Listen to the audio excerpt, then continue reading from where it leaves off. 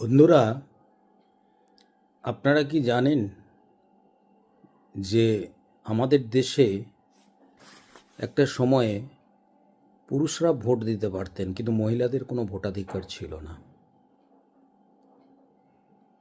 1925 পর্যন্ত সে অধিকার তাদের প্রাপ্তি ঘটেনি।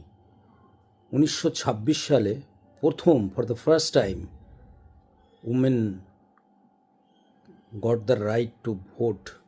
এবং 1926 সালে যে সাধারণ নির্বাচন হয় সেখানে মহিলারা ভোট দেন।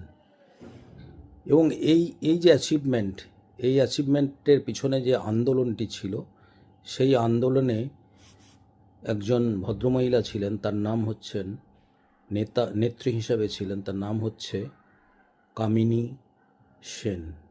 পরবর্তীকালে কামিনী রায় হিসাবে পরিচিত হন। ইনি জনৈক বঙ্গ মহিলা বলে রীতিমতো লিখতেন। 50 বছর ধরে উনি নিজের লেখনী দিয়ে বাংলাকে উদ্বুদ্ধ করেছেন। এবং উনি একজন বিরলতম মহিলাদের একজন, যিনি